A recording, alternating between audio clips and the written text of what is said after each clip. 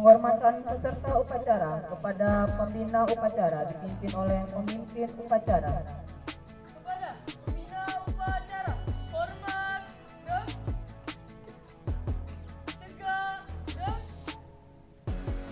Laporan pemimpin upacara kepada pembina upacara bahwa upacara siap dimulai. Lapor pengibaran bendera merah putih tanggal 29 April tahun 2024 sudah dimulai. Laksanakan. Siap, laksanakan.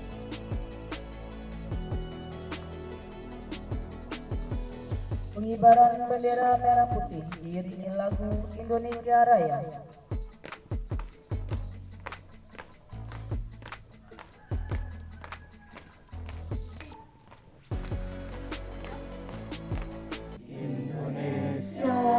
Tanah airku, tanah tumpah darahku. Di sanalah aku berdiri, jadi pandu ibuku. Indonesia kebangsaanku, bangsa dan tanah airku. Marilah kita bersatu, Indonesia bersatu. Mengeningkan cipta untuk mengenang para arwah pahlawan yang telah mendahului kita. Mengeningkan cipta, mulai.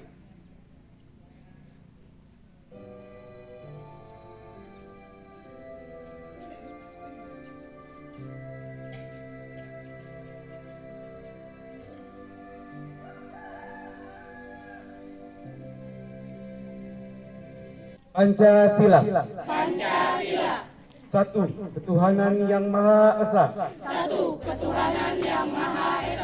Lima, keadilan sosial bagi seluruh rakyat Indonesia. Keadilan sosial bagi seluruh rakyat Indonesia. Undang-Undang Dasar Negara Republik Indonesia 1945 pembukaan bahwa sesungguhnya kemerdekaan itu ialah hak segala bangsa, dan oleh sebab itu maka penjajahan di atas hapuskan, karena dengan pri kemanusiaan dan pri keadilan manusia yang berkedaulatan rakyat dengan berdasar kepada ketuhanan yang Maha Esa, kemanusiaan yang adil dan beradab, persatuan Indonesia, dan kerakyatan yang dipimpin oleh hikmat kebijaksanaan dalam permusyawaratan perwakilan, serta dengan mewujudkan suatu keadilan sosial bagi seluruh rakyat Indonesia. Janji siswa. Janji siswa. 1. Takwa terhadap Tuhan Yang Maha Esa. 1. Takwa terhadap Tuhan Yang Maha Esa. Abdi terhadap tanah air dan bangsa. Abdi terhadap tanah air dan bangsa. Setia kepada Pancasila dan Undang-Undang Dasar 1945. Setia kepada Pancasila dan Undang-Undang Dasar 1945.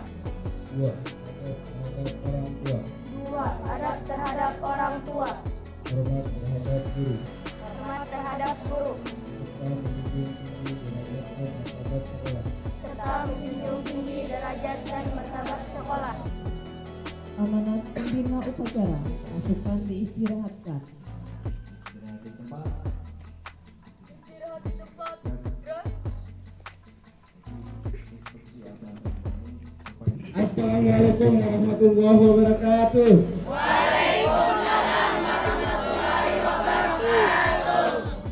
Terima kasih. Ini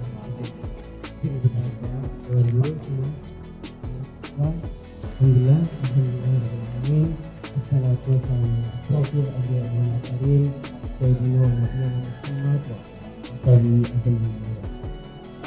di sini Ulun mendapatkan tugas untuk sedikit menyampaikan tentang pernikahan usia dini.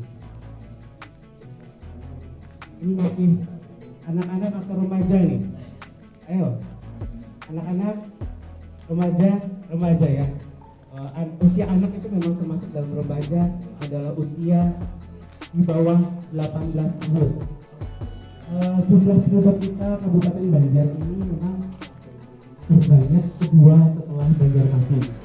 Jumlah penduduk keseluruhan adalah 582, yang mana jumlah anak-anaknya adalah sepertiga atau sekitar 30% lebih, yaitu 194.589.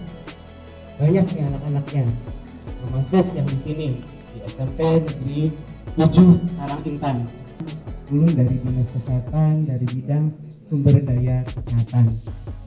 Ini anak-anak keberatan masih mau sekolah lagi lah sampai tinggi lah. Masih lah? Siap, semangat? Ya, semangat.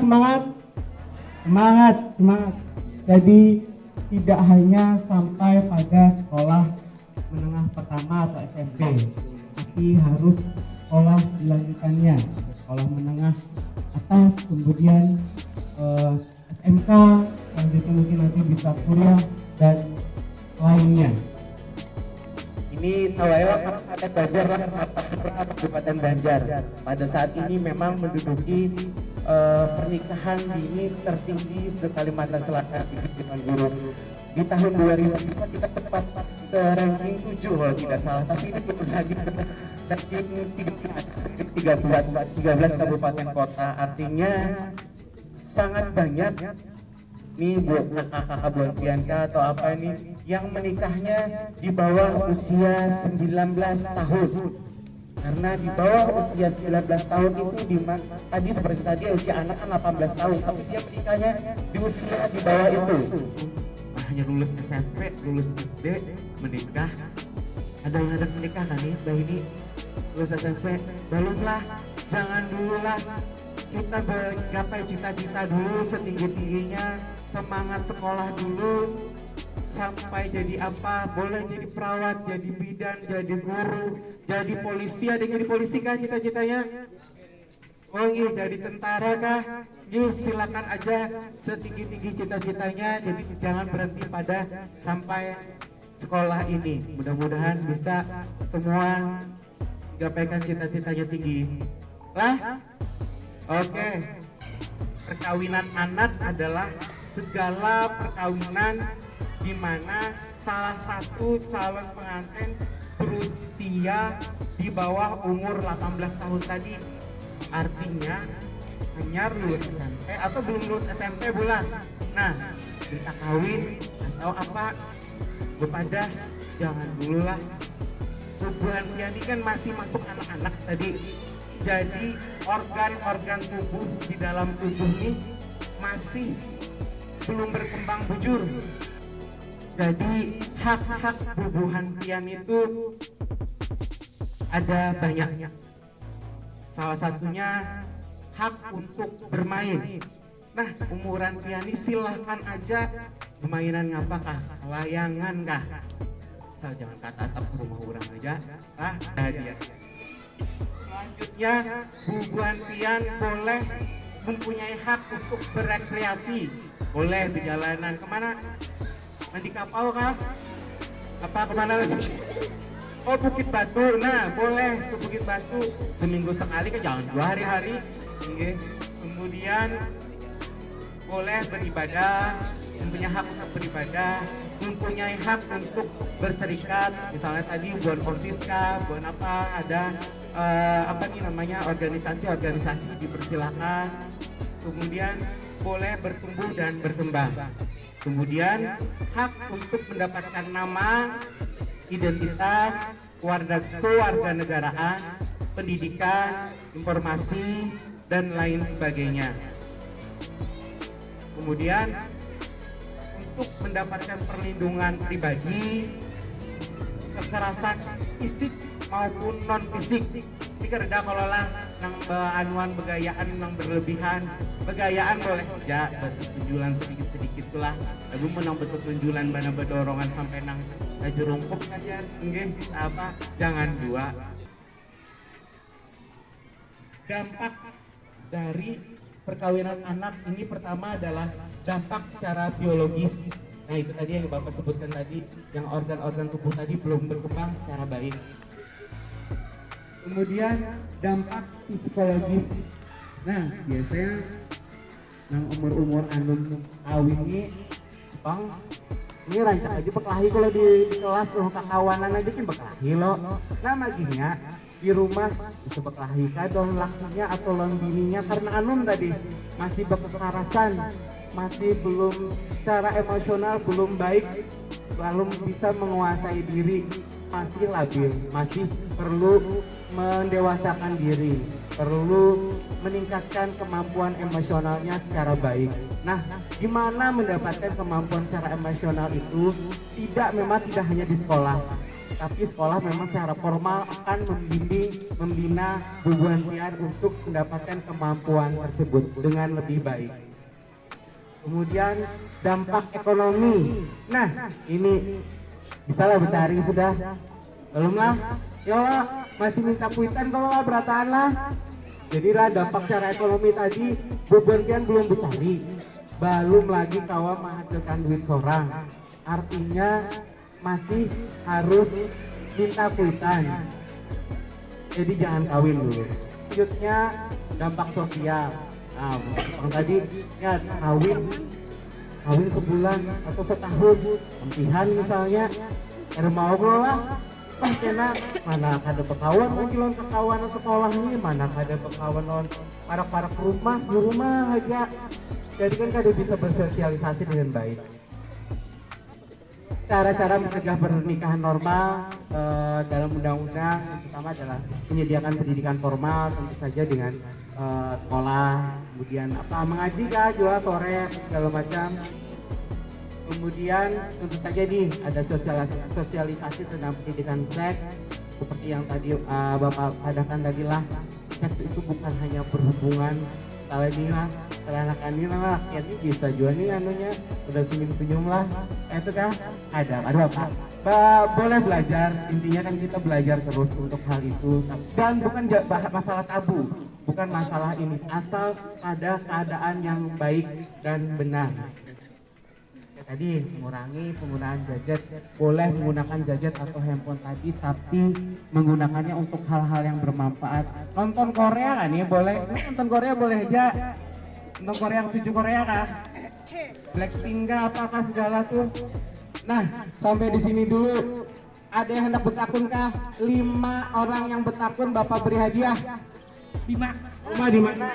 Di Bangkal Barat. Awang Bangkal Barat. Nih, silakan bertakun apa? Pak, usia paling pas menikah itu berapa? Wah, tepuk tangan. Pertanyaannya bagus banget. Usia paling pas untuk menikah. Menurut undang-undang, di usia di atas 18 tahun memang sudah boleh menikah. Tapi untuk laki-laki, apalagi kita untuk muslim, mengikuti sunnah Nabi adalah 25 tahun. Rumah di mana? Sabakau kan tadi? Oke, nih apa pertanyaannya? Udah HP boleh sampai jam berapa? Oke, berapa jam? Udah HP tadi seperti Bapak jelaskan bahwa tidak lebih dari 3 jam sehari. Kecuali penting, angkat telepon boleh aja lah, membalasi WA boleh aja, tetapi untuk bermain dan lain sebagainya tidak lebih dari 3 jam. Izin, Pak. Ini siapa namanya? Mulyana Sari, rumahnya di mana? Awang Bangkal Barat juga. Nah, silakan pertanyaannya.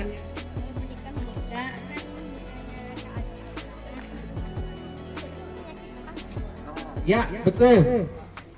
Seperti Bapak jelaskan tadi, pernikahan muda itu tidak baik, apalagi dengan umur bubuhan pian yang masih terlalu muda. Secara ini tubuh tidak mendukung secara baik.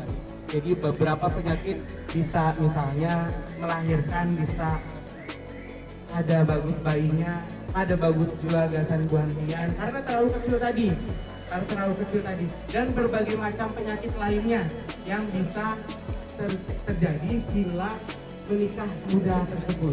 Oke, izin. Ini siapa namanya? Naida rumahnya di mana? Awang Bangkal Barat juga. Ini silakan bertanya apa Bapak. Nah, kayak apa cara mencegah kecanduan HP? Bagus sih, nggih.